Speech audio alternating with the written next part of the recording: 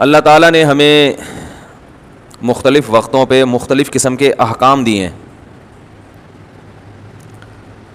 ان احکام سے ہماری تربیت مقصد ہے. ہمیں یہ باور کرانا مقصد ہے کہ تم کسی کے غلام ہو, تم آزاد نہیں ہو. انسان ہمیشہ کسی کی غلامی میں ہی زندگی گزارتا ہے. جو لوگ یہ کہتے ہیں کہ ہم کسی کے غلام نہیں ہیں, وہ اپنی خواہشات کے غلام ہوتے ہیں. ان کی خواہش انہیں جہاں لے کے جائے گی وہ وہیں چلتے چلے جائیں گے. تو آزاد کوئی بھی نہیں ہے. گھر میں جو بچہ کہتا ہے نا کہ میں آزاد ہوں, جو بچہ کہے کہ میں آزاد ہوں, جو بیٹی باپ سے پوچھے بغیر کہیں جاتی ہو, ماں کو بتانے کی ضرورت محسوس نہ کرتی ہو, تو وہ بڑا اچھا لیبل لگاتی ہے کہ ہم کسی کے غلام نہیں ہیں, لیکن اصل میں وہ اپنی خواہشات کی غلام ہوتی ہے. اس کی خواہش اسے ماں باپ سے بغاوت پر مجبور کر رہی ہوتی ہے. آج کل پروپیگنڈے کا دور ہے, تو صرف اچھے اچھے لیبل لگا کے نا لوگوں کو بیوقوف بنایا جاتا ہے اور لوگ بیوقوف بنتے ہیں. لیبل کا دور ہے, لیبل, پیکنگ. اس میں ہے کیا, اس کی حقیقت کیا ہے؟ جہالت اور کم علمی. اس کی وجہ سے لوگ حقیقت کو نہیں دیکھتے, حقیقت تک پہنچتے نہیں ہیں. لیبل کو دیکھتے ہیں بس. لیبل اچھا ہونا چاہیے, پیکنگ اچھی ہونی چاہیے. تو شیطان انسان کو ورغلاتا ہے کہ والدین کی مت مانو, علماء کی مت مانو, بڑوں کی مت مانو, بزرگوں کی مت مانو, شریعت کی مت مانو. لیبل کیا لگے گا؟ ہم آزاد ہیں. حالانکہ وہ غلام ہوتے ہیں. کیسے؟ دیکھو, آزاد وہ ہوتا ہے, میں مثال سے سمجھاتا ہوں. پیچیدہ باتیں نا مثال کے بغیر سمجھ میں نہیں آتی, ڈر لگتا ہے کچھ اور ہی نہ سمجھ جائیں. آپ گھوڑے کے اوپر بیٹھے ہو, گھوڑے کی لگام آپ کے ہاتھ میں ہے. اب مجھے بتاؤ کون آزاد ہے, گھوڑا یا آپ؟ بھائی بولنے میں کیا ہو گیا؟ کون آزاد ہے اس میں؟ گھوڑا آزاد ہے یا آپ آزاد ہو؟ آپ آزاد ہو, جدھر چاہو گھوڑے کو لے کے جاؤ, ہے بھائی. اور اگر گھوڑا آپ کے اوپر بیٹھا ہوا ہے, گھوڑا, اور اس نے لگام دے کے آپ کو پکڑا ہوا ہے, تو اب کون آزاد ہے؟ بولیں. پتہ یہ چلا کہ جس کے ہاتھ میں کنٹرولنگ پاور ہوتی ہے وہ آزاد ہوتا ہے. کنٹرول جس کے ہاتھ میں ہو نا وہ کیا ہوتا ہے؟ آزاد. اور جو خود کسی کے کنٹرول میں ہو وہ آزاد, بولو بھائی, نہیں ہوتا. آپ کا نفس اگر آپ کے کنٹرول میں ہے کہ اپنی خواہش کو جدھر چاہے پھیر دو, تو آپ آزاد ہو. آپ کا دل نہیں چاہتا باپ کی خدمت اور اطاعت کرنے کو, مگر آپ اپنے لفظ کو لگام دے کر, اپنے نفس کو, اپنی خواہش کو لگام دے کر ماں باپ کا غلام بنا دیتے ہو. دیکھنے میں آپ غلام ہو, حقیقت میں بولو بھائی آزاد, کیونکہ آپ کی خواہشات کی لگام کس کے ہاتھ میں ہے؟ آپ کے, جدھر چاہو گھماتے ہو. غلام جب ہوتے جب آپ اپنی مرضی سے والدین کے غلام نہ بن رہے ہوتے, بلکہ آپ کی لگام ان کے ہاتھ میں ہوتی اور وہ زبردستی آپ کو اپنا غلام بنا دیتے. جیسے پولیس, ایس ایچ او جب آپ کے پاس آتا ہے اور آپ سے کہتے ہیں موبائل میں بیٹھو, موبائل میں بیٹھو, تو یہ جتنے آزاد اور لبرل لوگ ہیں نا جو کسی کی نہیں سنتے, یہ موبائل میں بیٹھ جاتے ہیں. کیا ہو گیا؟ یہ کیا کرتے ہیں؟ موبائل میں بیٹھ جائیں. یہ جو اللہ کے غلام نہیں ہیں, والدین کے غلام نہیں ہیں, بزرگوں کے غلام نہیں ہیں, علماء کے غلام نہیں ہیں, رشتہ داروں کے غلام نہیں ہیں. جب کوئی پولیس آفیسر آتا ہے کہتا ہے موبائل میں بیٹھو, یہ حکومت کا کوئی نمائندہ یا عدالت سے نوٹس آیا, تو یہ فوراً سنتے ہیں نا, بیٹھ جاتے ہیں. اس لیے نہیں کہ ان کا نفس چاہ رہا ہوتا ہے کہ بیٹھ جائیں, یا نفس کی مخالفت ان کے کنٹرول میں ہے, بلکہ یہ خود کسی اور کے کنٹرول میں ہیں. اب یہ اس کی مرضی کے خلاف نہیں چل سکتے. تو یہ حقیقت میں یہ ہے غلام. سمجھ میں آ رہی ہے بات کہ نہیں آ رہی؟ آپ بوڑھے ماں باپ کی غلامی اگر اختیار کرتے ہو جبکہ ان کے پاس کنٹرولنگ پاور نہیں ہے, وہ کیا کر سکتے ہیں؟ آپ کا کیا بگاڑ سکتے ہیں؟ ارے باپ نے کھلا پلا کے جوان کر دیا, آپ کو اپنے پاؤں پہ کھڑا کر دیا, وہ بیچارہ خود لیٹ گیا ہے, تو وہ اب تو آپ خود مختار ہو گئے نا. اب اسلام کیا کہتا ہے؟ باپ کی غلامی اختیار کرو. کیا کہتا ہے اسلام؟ باپ کی غلامی اختیار کرو. تو یہ غلامی آپ اپنے اختیار سے اختیار کرو گے. آپ کا دل نہیں چاہے گا, مگر آپ اپنے دل کو لے کے جاؤ گے, اس لیے کہ نفس کا کنٹرول, دل کا کنٹرول اور لگام کس کے ہاتھ میں ہے؟ آپ کے ہاتھ میں. تو یہ دیکھنے میں غلامی ہے، حقیقت میں آزادی ہے. جدھر چاہو اپنے آپ کو گھما دو. جو لبرل لوگ ہیں، مذہب مخالف لوگ ہیں، خدا کی قسم بہترین غلام ہوتے ہیں وہ، حکومت کے بھی، اپنے باس کے بھی، سمجھ رہے ہو، اور اپنے نفس کے بھی. یہ شراب نہیں چھوڑ سکتے، یہ زنا نہیں چھوڑ سکتے. جو بزرگوں کا غلام ہو، علماء کا غلام ہو، وہ شراب کا غلام نہیں ہوتا، وہ حرام کا غلام نہیں ہوتا، وہ زنا سے روک سکتا ہے اپنے آپ کو. پروپیگنڈے کا دور ہے، لیبل، اچھے اچھے لیبل. ابھی ایک مشہور زمانہ فتنہ کا کلپ سن رہا تھا میں، لوگ بھی واٹس ایپ پہ بھیجتے رہتے ہیں. مشہور زمانہ فتنہ کا جب بھی ذکر آئے تو سمجھ جائے کریں. وہ انگریزوں کی تعریف میں زمین آسمان کے غلابے ملا رہے تھے کہ وہ ہم سے اچھے ہیں، ان میں یہ خوبی، ان میں یہ خوبی. ٹھیک ہے کچھ برائیاں ہیں، گے سیکس ہے، زنا ہے، کچھ برائیاں ہیں. ارے بابا یہ اتنی بڑی بڑی برائیاں ہیں کہ یہ چھوٹی موٹی برائی ان کی وجہ سے، یہ جو ان کی چند نیکی ہے ان کی کوئی ویلیو نہیں ہے اللہ کی نظر میں. یہ چھوٹی برائیاں تھوڑی ہیں. آپ ان کی اتنی، ماں باپ کو اولڈ ہاؤس میں جمع کرا رہے ہیں، کہہ رہے ہیں ہاں ٹھیک ہے یہ ہے ان میں برائی کے والدین کو، لیکن ابے بھائی جب اتنی بڑی برائی بیان کر دی، آگے لیکن کے ذریعے اب اس کا استدراک نہیں ہو سکتا. یہ ایسا ہی ہے، آپ کے یہاں کوئی رشتہ لینے کے لیے آیا آپ کی بیٹی کے لیے، آپ لڑکے سے انکوائری کر رہے ہیں کیا کرتا ہے بھائی، کہہ رہے ہیں بھائی یہ لڑکوں کا شوق بھی رکھتا ہے، زنا بھی کرتا ہے، اور جیسے ہی اس کے ابا بوڑھے ہوں گے ان کو اولڈ ہاؤس میں جمع کرائے گا تو سسر کی کیا خدمت کرے گا یہ تو سوچ لو. ابا کی نہیں کرے گا تو سسر کی ہے بھائی کیا کرے گا. 25 اس کی فی الحال گرل فرینڈ ہے. لیکن آپ کہو گے لیکن کی ضرورت، چل نکل یہاں سے، بولو گے نا. لیکن یہ بل ٹائم پہ جمع کراتا ہے لیکن کیا کرتا ہے، ٹیکس پورا دیتا ہے گورنمنٹ کو، ہے ٹیکس پورا دیتا ہے. تو یہ اتنی بڑی بڑی برائیاں ہیں نا اس کے ساتھ لیکن کا لفظ جب لگے گا، اس لیکن کی کوئی ویلیو. تبھی تو اللہ، اگر یہ اتنا اچھا ہوتے تو اللہ ان کو جنت میں کیوں نہیں داخل کرتا. پھر میں مانتا ہوں اچھائیاں ہیں ان میں اچھائیاں ہیں، کچھ برائیاں ہم میں ہیں جو ان میں نہیں ہیں، اور کچھ اچھائیاں ان میں جو ہم میں نہیں ہیں، لیکن اس کی وجہ سے وہ اچھے نہیں بن گئے. وہ محترم فتنہ پرست یہ بھی کہہ رہے تھے کہ ہمارے ہاں کوئی عورت بے پردہ گھوم رہی ہو تو سب اس کو ٹکٹکی باندھ کے دیکھتے ہیں، داڑھی والے بھی اس کو گھر تک پہنچاتے ہیں. انگریزوں کے ہاں کوئی عورت بے پردہ گھوم رہی ہو تو کوئی نہیں دیکھتا. یہ بڑی خوبی، یہ بھی کوئی خوبی نہیں ہے، ان کو دیکھنے کی ضرورت نہیں، وہ زنا کرتے ہیں ڈائریکٹ. ہمارے ہاں زانیوں کی تعداد بہت کم ہے، بہت کم ہے. ان سے ریشو ہم میں بہت کم ہے زنا کرنے والوں کا. ان میں ہزاروں میں شاید کوئی ایک بھی ایسا پیش نہ کیا جا سکے جس نے زندگی میں کبھی زنا، بولو بھائی. تو خواہشات پہ کنٹرول کون کرتا ہے، ہم کرتے ہیں یا وہ کرتے ہیں؟ ہمارے یہاں بیچارہ ٹکٹکی باندھ کے دیکھ رہا ہے بس اس حد تک ہے، وہ بھی سب نہیں دیکھتے، یہ بھی غلط الزام ہے.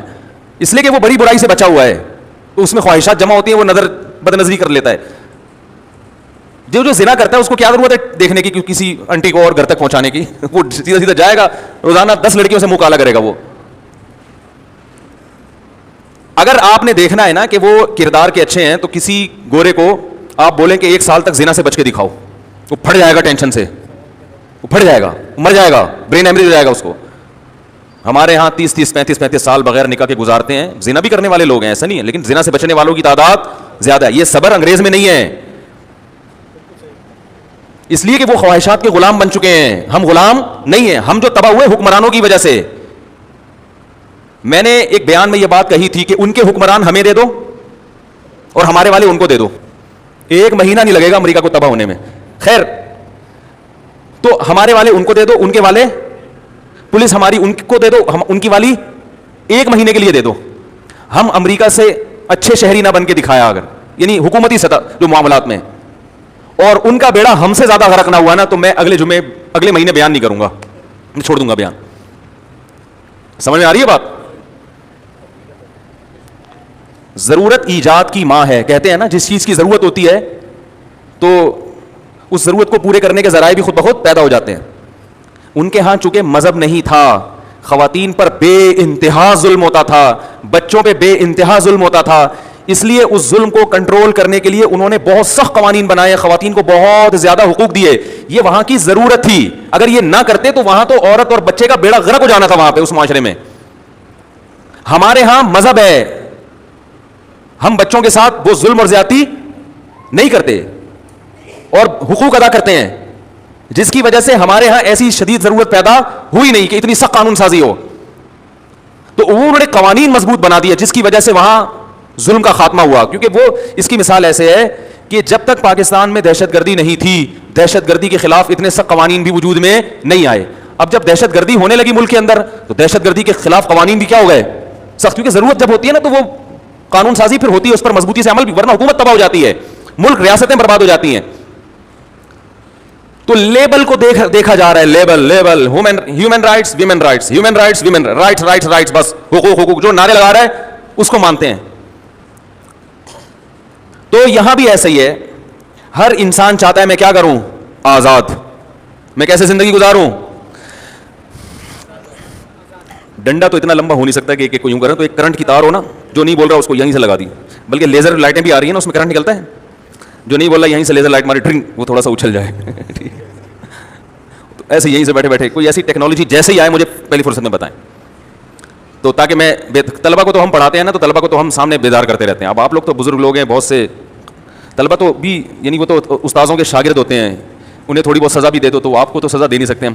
تو یہی طریقہ کہ ایسے لائٹ ماری, تھوڑا سا ہلا دیا, ہلکا سا اس میں کرنٹ ہو, زیادہ نہ ہو, گلے ہی پڑ جائے. اب وہ جو یہاں پر ایک بس تھی نا 2D ہے پتہ نہیں 4L ہے, بسوں میں بیٹھے ہوئے عرصہ ہو گیا مجھے, ہم بسوں میں سفر کرتے تھے. آپ کو پتا ہے بس جس کے گناہ معاف کروانے ہو نا اس کو کراچی کی بس میں بٹھا دو, ہلتا ہی نہیں ہے نا اپنی جگہ سے.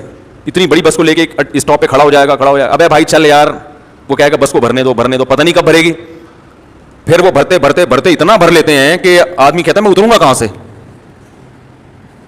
لیکن کمال ہے کنڈکٹر, یہ فیسلٹی پاکستان میں ملے گی آپ کو, ایسا ٹیلنٹڈ کنڈکٹر کہ بس میں پاؤں رکھنے کی جگہ نہیں ہے, لیکن وہ بس میں چڑھتا بھی ہے ایک دروازے سے, سب سے کرایہ لے کے اپنی جیب بچا کے اگلے گیٹ سے اترتا بھی ہے. امریکہ میں ایسے ٹیلنٹڈ لوگ بولو بھائی. خیر, تو یہاں سے نیو کراچی سے بس چلتی تھی, پتہ نہیں 4L ہے 2D ہے, کیا نام ہے, بڑی بس ہی نہیں ہے. 7C میں اللہ کسی دشمن کو بھی نہ بٹھائے, 7C میں ہاں, جب بھی بیٹھو نا وہ اس کے پھٹے نکل کے گرتے ہیں کھڈوں میں. سیٹیں بھی ٹوٹی پھوٹی ہوتی ہیں, تو وہ جیسے کھڈا آیا پھٹا نکل گئے, سیٹ کا پھٹا پھر آپ واپس رکھ کے بیٹھو, ایسے اچھلتی ہے, ادھر جا. وہ یہ بزبان حال کہہ رہا ہوتا ہے بھائی اپنی حفاظت خود کرو. ہاں, تو وہ جو یعنی چلاتے ہیں تو اتنی اسپیڈ سے روکتے ہیں تو ہلتے ہی نہیں ہے. تو وہ نیو کراچی میں ایک بس والا جو ہے نا بیٹھا ہوا ہل ہی نہیں رہا نا, وہ بھرے جا رہا ہے پیچھے. اب نیو کراچی والوں کی بھی اردو بڑی یعنی ایک روانی والی اردو ہے, تو وہ اس کو کہہ رہا ہے ابے اس کو نیمبو چٹا. وہ پیچھے بیٹھا ہوا کہہ رہا ہے کہ ڈرائیور کو کیا چٹا, ابے اس کو نیمبو چٹا جا کے, کھٹا کھٹا لگے نا ہلے گا تو تھوڑا سا اس کو خیال آئے گا یار, وہ اس کا خیال تھا یہ سو گیا یہاں پہ, لیکن آنکھیں کھلی ہوئی ہے تو سویا بھی نہیں ہے. تو اس کا مطلب ہے کہ اس کو کوئی ضرورت ہے کچھ ایسی چیز کی جو ہلا دے اس کو. تو نیمبو اس کو مجھے بار بار اس میں کہہ رہا ہے اس کو جا کے نیمبو چٹا, تھوڑا سا ہلے یہ, لیکن وہ ایسا ڈھیٹ, وہ ہلنے کا نام نہیں لے, وہ بیٹھا رہتا ہے. تو کوئی ایسی شعا ہے نا, یا نیمبو رکھا جائے, سب کو ایک ایک پیش کیا جائے, وقتاً فوقتاً زبان سے چاٹتے رہیں, تھوڑا سا فریش رہیں گے, وٹامن C ملے گا. تو میں یہ کر رہا تھا, دیکھو بھائی لیبل کیا ہے, آج کل پیکنگ کا زمانہ ہے. کلپ بنا دینا یہاں تک اللہ کا واسطہ, پتہ نہیں کیا کیا بنا کے لا رہے ہیں. ابھی گردوں کا آ گیا کلپ میرا, وہ پورے بیان میں گردوں کا آیا کلپ. جو علمی باتیں ہوتی ہیں وہ ساری ضائع ہو رہی ہیں. تو پیکنگ جو ہے نا, پیکنگ, اب آپ دیکھو مجھے بچپن کا ایک واقعہ, بچپن تو نہیں کیسے 20-25 سال پرانا واقعہ ہے. زیتون کا تیل خریدنا تھا, تو ہمارے جاننے والے تھے جن سے میں نے خریدنا تھا. میں نے ان سے قیمت پوچھی, یہ کتنے کا تیل ہے, انہوں نے کہا جی اتنے کا. میں نے کہا یہ والا کتنے کا, انہوں نے مہنگا بتایا کہ اس سے ڈبل قیمت. میں نے کہا کوالٹی میں کون سا اچھا ہے, انہوں نے کہا جو سستا ہے وہ کوالٹی میں اچھا ہے. میں نے کہا پھر یہ مہنگا کیوں, انہوں نے کہا اس کی پیکنگ دیکھو. وہ ایسے یوں کر کے بوتل بل کھاتی ہوئی. وہ شعر ہے نا, خدا جب حسن دیتا ہے نزاکت آ ہی جاتی ہے, قدم گن گن کے رکھتے ہیں کمر بل کھا ہی جاتی ہے. تو وہ جو حسن تھا نا بوتل کا, ایسے یوں اسٹائلش, تو لوگ اس پہ لٹو ہو رہے تھے. انہوں نے کہا بوتل اتنا زیتون پہ خرچہ نہیں ہوا جتنا بوتل پہ خرچہ ہوا ہے. ابھی شعر پہ کلپ آئے گا, دیکھنا پورے بیان سے نا یہ شعر نکال کے کلپ بنا دیں گے. وہ پتہ نہیں کیا امیج جائے گا دنیا کے سامنے میرا, کہ کیا ممبر پہ بیٹھ کے پتہ نہیں کیا باتیں کر رہے تھے. تو یہ دور ہے پیکنگ کا, اچھی سے اچھی چیز ہو خراب پیکنگ میں نہیں چلے گی, اور بہترین سے بہترین چیز ہو, اچھی سے اچھی چیز ہو خراب پیکنگ میں نہیں چلے گی, خراب چیز ہو بہترین پیکنگ میں فوراً چل جائے گی. تو لیبل اچھے, لیبل اچھے.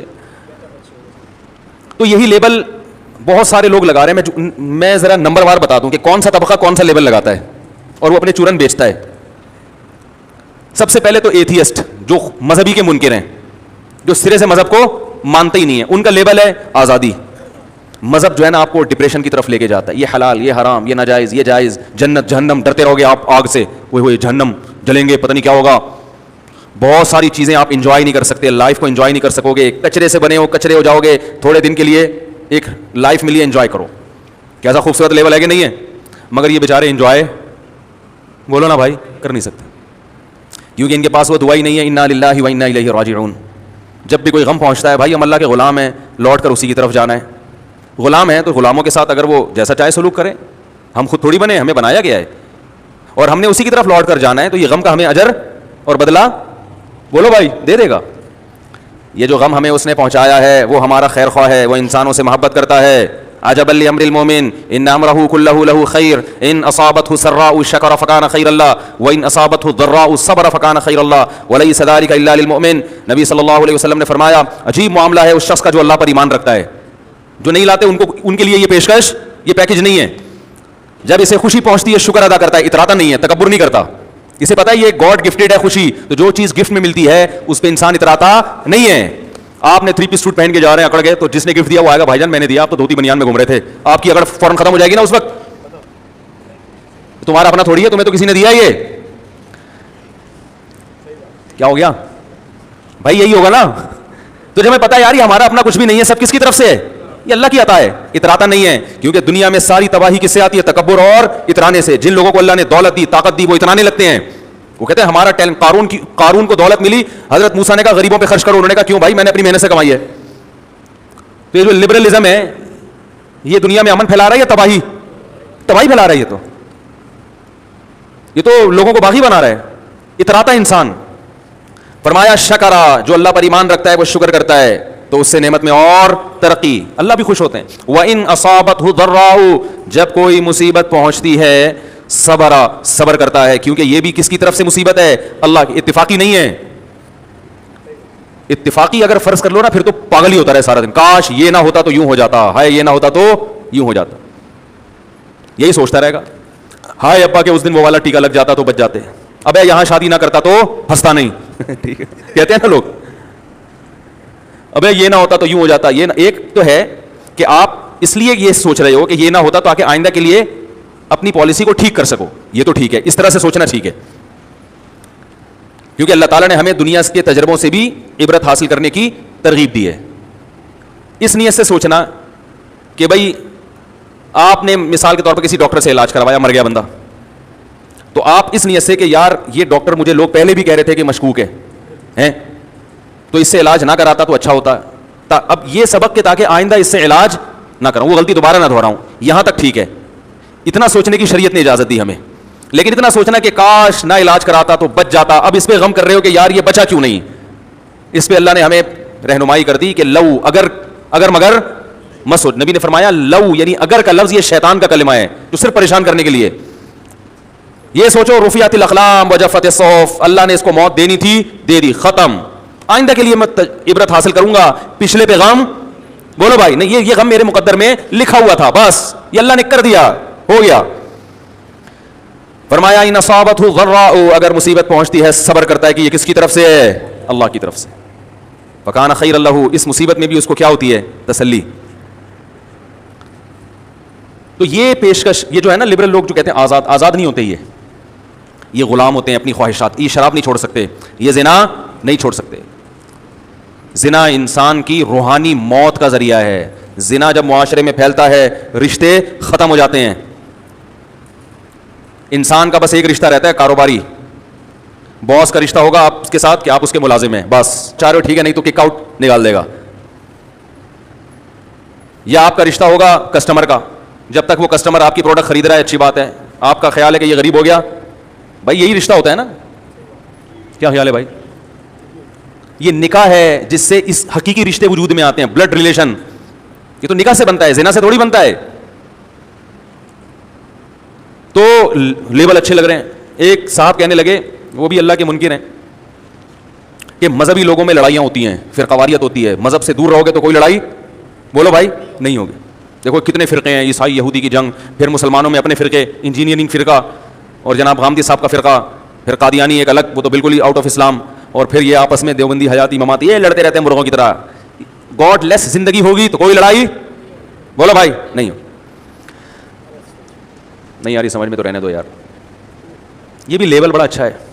لڑائی ہوتی ہے, انسان جہاں ہوگا لڑے گا. وہ آج تک تاریخ میں کبھی ایسا نہیں ہوا کہ انسان لڑا نہ ہو. جب مذہب ہوگا تو اللہ کے لیے لڑے گا, جب مذہب نہیں ہوگا تو اپنے پیٹ کے لیے اور خواہشات کے لیے لڑے گا. دنیا میں جو لبرل حکومتیں ہیں وہ جنگ لڑ رہی ہیں تیل کے لیے, گیس کے لیے, غریبوں کا خون چوس رہی ہیں. عراق میں دیکھو نا کیا حشر ہوا ہے. یہ کون سی جنگ تھی؟ اللہ کے لیے, مذہب کے لیے تھی؟ بولو نا. عراق میں جو ہزاروں بچے بھوکے مر گئے, یہ بعض بڑی طاقتوں کے مفاد تھے کہ کس طرح غریب ملکوں کا پیٹرول اور گیس ان سے لیا جائے. تو لڑائی ختم نہیں ہوگی, لڑائی کا رخ نفس اور خواہشات کی بیس پہ ہوگا. اور اس جنگ میں حق اور باطل کا پہچاننا بڑا مشکل, کیونکہ آپ کے پاس کوئی کرائٹیریا ہی نہیں ہے, کوئی معیار ہی نہیں ہے کہ جس میں آپ یہ فیصلہ کر سکو کہ یہ درست اور یہ غلط. مذہب میں کم از کم معیار تو ہوتا ہے نا. قرآن تو ہے ہمارے پاس جو بتائے گا. ہاں جو اس کی مخالفت کر رہا ہے وہ ہر دھرمی میں کر رہا ہے, تو ہر دھرم لوگ تو موجود رہیں گے ہر زمانے میں, لیکن ایک معیار ہے ہمارے پاس. آپ کے پاس کوئی معیار ہے ہی نہیں. تو ہم قرآن سے فیصلہ کروا سکتے ہیں, آپ فیصلہ نہیں کروا سکتے. آپ کہہ سکتے ہیں کہ جب قرآن سے فیصلہ کروا سکتے ہیں تو ہو کیوں نہیں رہا فیصلہ, پھر یہ مذہبی لڑتے کیوں ہیں؟ اس کی وجہ یہ ہے کہ ایسا فیصلہ جس سے لڑائی ختم ہو جائے, اس کے لیے قوت نافذہ کا ہونا ضروری ہے. یعنی فیصلہ کر کے اس کو نافذ کرنے کی قوت بھی ہو. وہ قوت نہیں ہے. ارے بھائی آپ ایک آدمی کے پاس گئے کہ آپ جو فیصلہ کرو گے ہم اس کو مانیں گے, اس نے فیصلہ کر دیا اور وہ دوسرا مان نہیں رہا, تو اگر یہ پولیس میں ہوگا تو منوا لے گا, پولیس میں نہیں ہوگا تو یہ فیصلہ ہونے کے بعد بھی کچھ حاصل, بولو بھائی نہیں. تو قرآن چونکہ نافذ نہیں ہے اس لیے قرآن حق اور باطل بتا دیتا ہے لیکن منواتا نہیں ہے. زبردستی منوانے کی اتھارٹی قرآن نے حکومت کو دی ہے. حکومت اگر قرآن کو فالو کرے گی تو پھر قواریت 2 منٹ میں ختم ہو جائے گی. حکومت کرتی نہیں ہے. حکومت پشاور کے چاند کا مسئلہ نہیں حل کر سکی, وہ درجنوں فرقوں کو کہاں سے ختم کرے گی. وہ سعودی عرب میں فرقواریت نہیں ہے. کیوں نہیں ہے؟ وہاں کسی انجینئر کو کلپ بنانے کی اجازت, بولو بھائی, نہیں ہے. وہاں کسی پروفیسر کو کلپ بازی کی اجازت, آپ کہہ سکتے ہیں بھائی جو بھی قرآن و حدیث کی بات کرے اس کو اجازت ہونی چاہیے, تو یہ بات آپ سعودی عرب میں جا کے کر لو ذرا. سعودی عرب میں کہو کہ میں کلپ بناؤں گا رفع الیدین پر, امام کے پیچھے فاتحہ پر, میں انجینئر ہوں, چونکہ قرآن و حدیث ہر آدمی بیان کر سکتا ہے تو یہ تو مکہ مدینہ ہے, یہاں تو بطریق اولا بیان کر سکتے ہیں, لہذا عربی میں میرا ایک کلپ. سب سے پہلے حکومت کیا کرے گی؟ اس کو ارسٹ کرے گی. بولے کہ قرآن و حدیث کے لیے جو پراپر علم چاہیے وہ آپ کے پاس نہیں ہے. جب علم نہیں ہے تو آپ لوگوں کو بیوقوف بناؤ گے. جاہل لوگ متاثر ہوں گے. جاہل لوگ اس بات سے متاثر ہوں گے کہ ترمذی کی جو حدیث ہے, سفیان ثوری جو جس میں رفع الیدین نہ کرنے کا ذکر ہے وہ مدلس ہیں, لہذا اور مدلس کی حدیث کیا ہوتی ہے؟ ضعیف. یہ جاہل لوگ اس سے متاثر ہوں گے. جو پڑھا لکھا ہے نا, جس نے علم حدیث پڑھا ہے, اس کو پتا ہے کہ تدلیس کے درجات ہوتے ہیں. یہ حدیث جو حضرت سفیان سے مروی ہے تو حضرت سفیان ایسے طبقے کے مدلسین میں نہیں ہیں جن کی حدیث کو رد کر دیا جائے. یہ عالم جانتا ہے. یہ جو یوٹیوب پہ کلپ سننے والے لوگ ہیں نا وہ نہیں جانتے. ایک عالم کو پتا ہے کہ عبداللہ بن مبارک نے جو حدیث کو ضعیف کہا رفع الیدین نہ کرنے والی, وہ اس حدیث کو نہیں کہا, وہ اس سے پہلے والی حدیث کو کہا ہے جس کو انجینئر نے اس حدیث میں لگا دیا. جس بیچارے کو ترمذی کا صفحہ پڑھنا نہ آتا ہو وہ لوگوں کو بیوقوف بنا رہا ہو کہ عبداللہ بن مبارک نے بھی اس حدیث کو ضعیف کہا. تو یہ سعودی عرب میں اگر آپ بیٹھو گے تو سعودی عرب میں اسی وجہ سے انہوں نے یہ ٹینشن ہی نہیں, انہوں نے پراپر طریقے سے پڑھو گے, یونیورسٹی میں داخلہ لو گے, پراپر علم حاصل کرو گے, پھر آپ کو بیٹھ کر بات کرنے کی اجازت ہے. تو سعودی عرب میں درجنوں اختلافات ہیں لوگوں میں آپس میں, مگر فرقواریت نہیں ہے. وہ اختلاف کو جانتے ہیں کہ کس اختلاف کو کس انداز سے بیان کرنا ہے, اس اختلاف کی امت میں نوعیت کیا ہے. ابھی میں ایک مسئلہ کلپ سن رہا تھا ایک سعودی عرب کے عالم کا, امام کے پیچھے فاتحہ پڑھی جائے کہ نہیں پڑھی جائے. انہوں نے اپنی رائے بیان کی اور آگے کا یہ مسئلہ اجتہادی ہے. اگر کوئی دوسری رائے کو کسی عالم کی تقلید کر رہا ہے تو اس میں بھی کوئی حرج, بولو نا بھائی, نہیں ہے. ہمارے ہاں پاکستان میں یہ اسٹائل ہے, علم میں زیرو, اور بات ایسے کریں گے جیسے انہی کی رائے ہے قرآن و سنت, باقی سارے بیوقوف ہیں. اسے کہتے ہیں جہل مرکب, کہ ایک آدمی جاہل ہو مگر اس کو اپنی جہالت کا علم نہ ہو. اس کو کیا کہا جاتا ہے؟ یہ چیزیں آپ کو پاکستان میں ہول سیل کے حساب سے ملیں گی. کوئی بیٹھ کر حضرت عیسیٰ کی حیات کا انکار کر دیتا ہے, کوئی بیٹھ کر. تو یہ جو فرقواریت پھیل رہی ہے یہ اس لیے نہیں پھیل رہی ہے کہ مذہب پھیلا رہا ہے, یہ اس لیے کہ حکومت اپنی ذمہ داری پوری کرنے کے لیے تیار نہیں ہے. سمجھ میں آ رہی ہے بات؟ حکومت کنٹرول کرتی ہے. گلگت میں کنٹرول کیا, شیعہ سنی لڑائی ہو رہی تھی, حکومت نے کنٹرول کیا ہے. وہاں مجھے خود ایک ابھی سفر کے دوران ایک پتہ نہیں کیا ان کا عہدہ تھا, میرے ذہن سے نکل گیا. گلگت میں کوئی ایم این اے تھے یا کوئی اور چھوٹے کسی عہدے پر تھے. سفر کے دوران میری ملاقات ہوئی, انہوں نے کہا شیعہ سنی لڑائی کو ہم نے وہاں ایسے کنٹرول کیا ہے کہ جس نے شیعہ کو مارنے مورنے کا حکم دیا, کسی سنی عالم نے اس کو فوراً پکڑا ہے. اور کسی شیعہ نے اگر صحابہ کو کھلے عام گالی دی یا کوئی ایسی بات کی سنی عالم کو یوں کر دو, اس کو فوراً کیا کر دیا, جیل میں. کہہ رہے 15-20 اس قسم کے مولویز جیل کی سلاخوں کے پیچھے گئے ہیں, شیعہ سنی لڑائی کیا ہو گئی, ختم. یاری بات, گورنمنٹ خود ہی نہیں کر رہی, کھلی چھوٹ دی ہوئی ہے, جو مرضی بیٹھ کر جو کچھ کرتا رہے لوگوں کے. ابھی دیکھو میں نے یزید کے بارے میں جو بیان نہیں کیے وہ پوسٹیں بنا بنا کے لوگوں نے چلائی ہوئی ہیں. ایک پوسٹ میرے بارے میں چل رہی ہے کہ مفتی طارق مسعود مدظلہ العالی, بڑے القاب لگا کے نا, جیسے کوئی میرا مرید یہ پوسٹ بنا رہا ہے, اور اس میں لکھا ہوا ہے مفتی طارق مسعود صاحب نے یہ کہا ہے کہ یزید جنتی ہے کیونکہ وہ قسطنطینیہ کی لڑائی میں شریک ہوا, وہ فلانا تھا, وہ فلانا تھا, اور وہ پوسٹ بنا کے فیس بک پیج پہ ڈال دی. نیچے لوگوں کو کمنٹس میرے خلاف, حالانکہ میں نے ایسا کوئی بیان بولو نا نہیں دیا, میں نے ایسا کوئی, نہ میرا یزید کے بارے میں یہ نظریہ ہے. تو یہ کیا ہے, جذبات کو مشتعل کرنا. تو گورنمنٹ ہے جو ان چیزوں پہ کنٹرول کر سکتی ہے, گورنمنٹ کنٹرول نہیں کرتی تو بھائی یہ سب پھر فسادات ہوں گے. اب حکومت کیوں نہیں کرتی, اللہ ہی جانے, اللہ ہی جانے. یا تو وہ چاہتی ہے کہ مولانا لوگ آپس میں لڑیں اور لوگ تماشا دیکھیں. میں نے کتنے بھی بڑے بڑے علماء, سنجیدہ علماء دیکھے ہیں, ان کی طبیعت میں ٹھہراؤ دیکھا ہے, وقار دیکھا ہے, بات بڑے مدلل سلیقے سے کرتے ہیں. ایک درمیان میں بات آئی ہے تو میں ایک چھوٹی سی بات کر کے پھر اپنے اصل موضوع کی طرف آتا ہوں. یہ جو اختلافی مسائل ہیں نا, آج کل ہر آدمی ان سے ڈسا ہوا نہیں ہے, اس لیے میں جمعے کے ممبر پہ یہ باتیں کرتا نہیں ہوں. ان کے بارے میں اگر کسی نے واقعی ریسرچ کرنی ہو تو حضرت مولانا سرفراز خان صفدر صاحب, جن کو امام اہل سنت کا لقب دیا گیا, ان کی کتابیں پڑھا کریں. آپ کو پتہ چلے گا کہ ریسرچ کسے کہتے ہیں. سمجھ میں آ رہی ہے بات. مولانا سرفراز خان صفدر صاحب جو گوجرانوالہ میں تھے, ان کا انتقال ہو گیا 2009 میں, اللہ تعالیٰ ان کے درجات بلند کرے.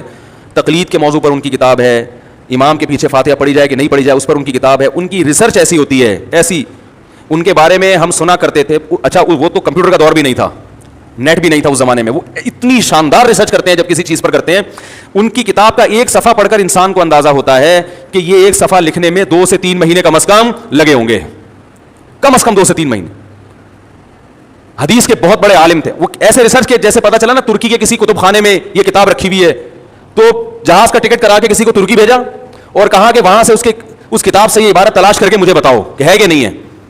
اس طرح سے وہ ریسرچ کیا کرتے تھے. اور حافظہ اتنی بلا کا کہ جب وہ حوالے دیتے تھے, کیونکہ یہ یوٹیوب کا دور نہیں تھا نا, تو ظاہر ہے ان کی ویڈیو ریکارڈنگ نہیں ہوئی. حافظہ اتنی بلا کا کہ حدیث کا نمبر نہیں, صرف نمبر نہیں, کتاب کا صفحہ نمبر اور سطر نمبر تک بتا دیا کرتے تھے کہ فلاں سطر پہ یہ لکھا ہوا ہے.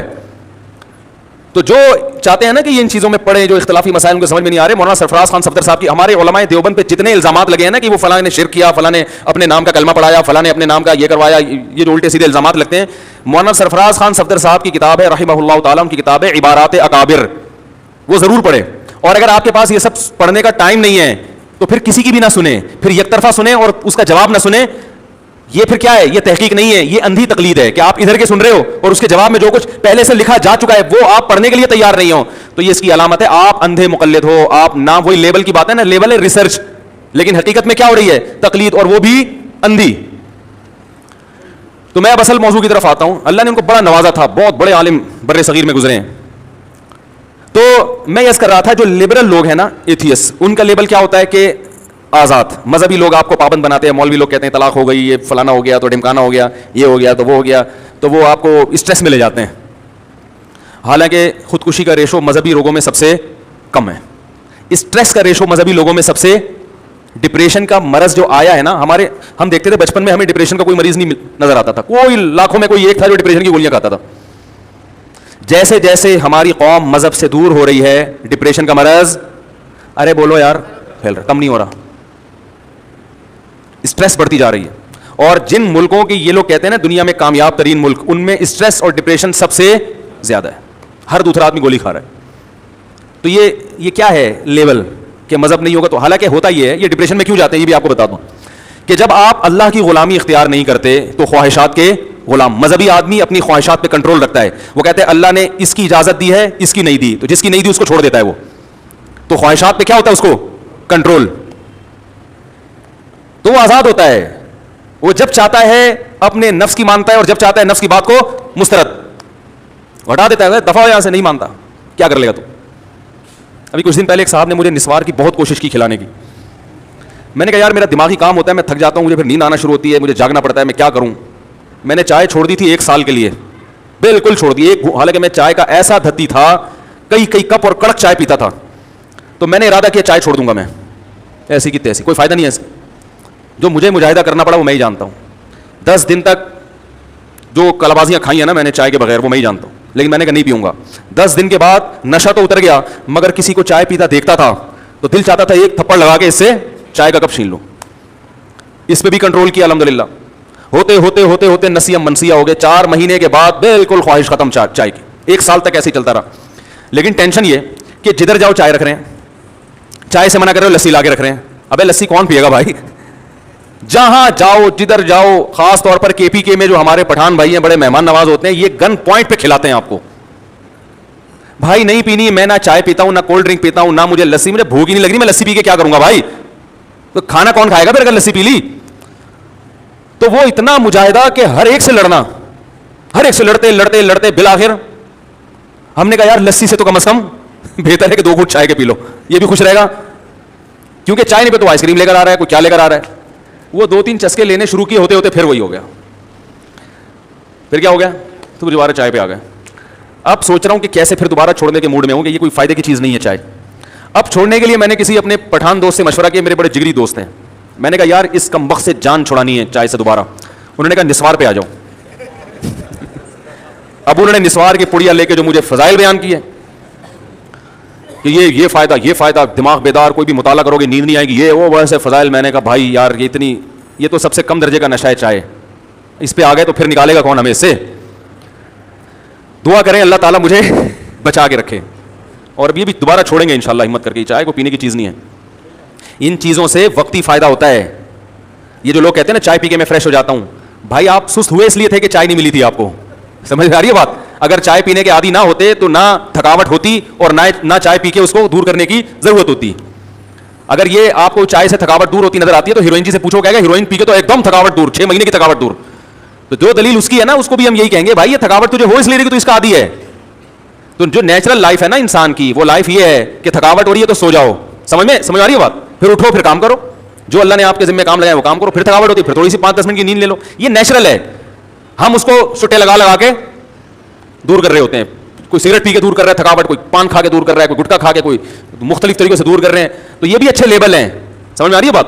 یہ بھی چائے کے فضائل پہ ایک اچھا سا لیبل لگا دیا, تھکاوٹ دور کرتی ہے. اور سگریٹ والے نے اس پہ لگا دیا یار ساری میری ٹینشن اس دھوئیں میں کیا ہوتی ہے. سگریٹ والے سے بولو, کہہ رہے ہیں ہمارے ایک دوست سے اتنے عادی افطاری کے وقت سگریٹ پی رہے ہیں. وہ پہلے ایک پکوڑا ہلکا سا سنت پوری کرنے کے لیے رکھا, اس کے بعد میں نے کہا یہ کیا کر رہے ہو بھائی؟ کہہ رہے ہیں یار کیا کریں مجبوری ہے. تو اور یہ سب چیزوں کو جو معاشرے میں رائج کیا ہے نا انگریزوں نے, ان پہ بڑے اچھے لیبل لگے. سگریٹ جو ہے جب سگریٹ کمپنیاں بنی ہیں اور تمباکو پہ پبلک کو ڈالا ہے تو یہ بھی ڈاکٹروں نے ڈالا ہے. آپ 100 سال پرانے ڈاکٹروں کی تحریریں آپ کو مل جائیں گی. لندن سے جو اخبار چھپا کرتے تھے اس میں ڈاکٹروں کی تحقیق ہوتی تھی سگریٹ کے 20 فائدے. تھروٹ انفیکشن دور کرتی ہے, قبض ختم کرتی ہے, اور پتہ نہیں کیا کیا کرتی ہے. اس کے بعد جب کینسر ہونا شروع ہوا لوگوں کو تو پھر انہوں نے کہا بھائی نہیں, وہ ڈاکٹر خریدے ہوئے تھے, سارے ڈاکٹر ایسے نہیں ہوتے, جو کمپنیوں نے خریدے تھے کہ یار یہ اس کی پبلسٹی کرو تمہیں پیسے دیں گے اس. تو اسی طرح یہ چائے بھی انگریز مفت آ کے بانٹتا تھا. بر صغیر میں انگریز جو ہے نا چائے کی پتی فری میں بانٹتا تھا کہ ان کو چسکا لگاؤ پھر یہ ہم سے خریدیں گے. تو ان میں کوئی فائدہ نہیں ہے ان چیزوں میں. تو ایک بڑے ڈاکٹر آئے تھے ابھی امریکہ سے, میں بہت بڑے میں نے ان سے کہا, میں نے کہا بھائی یہ چائے جو ہے نا میں چھوڑنا چاہتا ہوں. انہوں نے کہا کیا کرو گے چھوڑ کے؟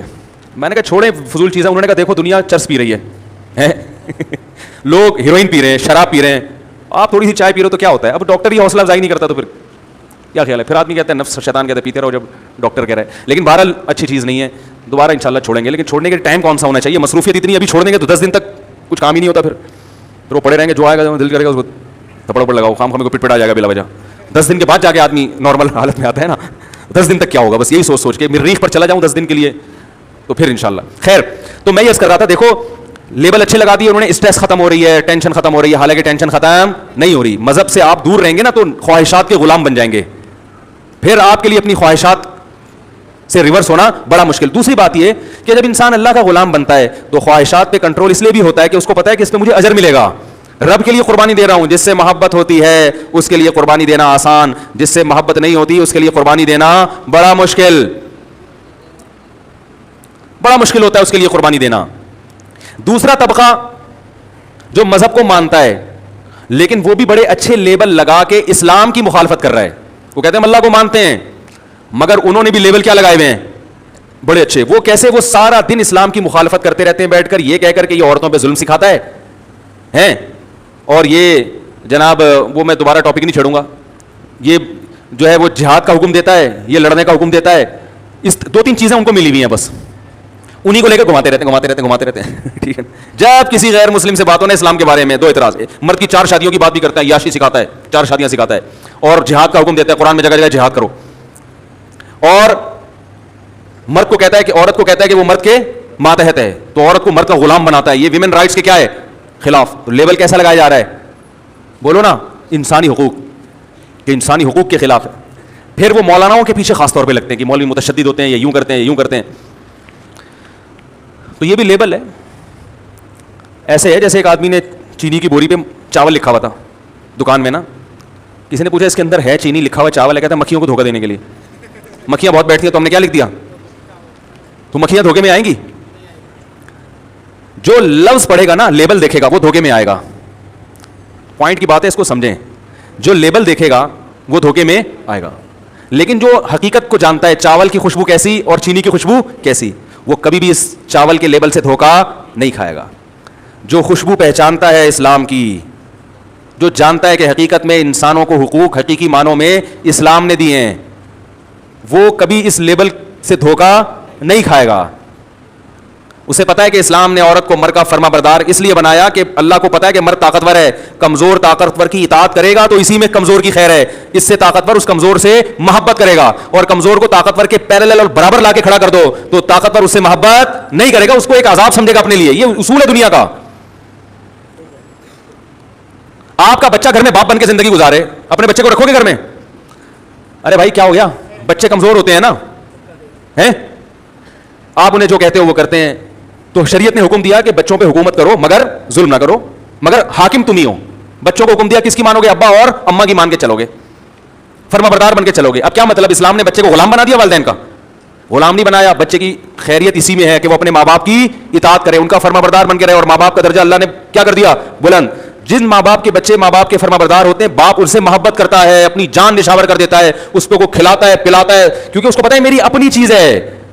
تو جو چیز آپ کے کنٹرول میں ہوتی ہے اس میں آپ کو اپنائیت کا احساس ہوتا ہے, جو آپ کے کنٹرول میں ہو اس میں آپ کو اپنائیت کا احساس نہیں ہوتا, اس پہ آپ خرچ کرنے کے لیے تیار نہیں ہوتے. اس پہ آپ خرچ کرو گے تو ریٹرن چاہو گے اس کا. تبھی انگریز اپنی بیویوں پہ خرچ کرنے کے لیے تیار نہیں ہوتے, کنٹرول میں نہیں ہے بھائی. اس کو پتا ہے جب چاہے مجھے طلاق دے کے نکلنے کی پتلی گلی سے, اگرچہ وہاں پتلی گلیاں نہیں ہوتی, چوڑی گلیاں ہی ہوتی ہیں, لیکن بھاگنے کے لیے وہ کیا ہو جاتی ہیں, بڑے آرام سے پتلی. آپ کو پتا ہے میں اپنے بیٹے پہ خرچ کر رہا ہوں لیکن یہ میری اطاعت نہیں کرے گا, تو خرچ کرو گے؟ باپ بیٹے پہ خرچ کرتا ہے, اگر بیٹا ہی باپ بن جائے گھر میں تو آپ کے جو سچی مچی کے ابا ہیں نا ان کے تو آپ خرچ کرو گے کہ بھائی میں ان کا فرما بردار ہوں. لیکن جو جھوٹی موٹی کا ابا ہو, جب وہ آپ کا ابا بن کے گھر میں آئے گا تو آپ اس کو ابا بنانے کے لیے تیار نہیں ہو گیا. تبھی تو لوگ تانا دیتے ہیں نا دوستوں کو, بھائی تو میرا دوست ہے باپ بننے کی کوشش کیوں کر رہا ہے, کہتے ہیں نا. تو اسی طرح اللہ نے بتا دیا بھائی یہ فرما بردار ہے, یہ کمزور ہے لیکن تمہارے تابع ہے, تو تم اس پر احسان کرو, اس سے اچھا سلوک کرو, اس پہ خرچ کرو. عقل مند لوگ سمجھدار لوگ کرتے ہیں خرچ. تو آپ نے کیا کیا, اس کو بالکل برابر لا کے کھڑا کر دیا کہ ہم حقوق دے رہے ہیں, تو مرد اس کو حقوق دینے کے لیے تیار نہیں ہے, وہ نہیں ہے, وہ ہو ہی نہیں سکتا.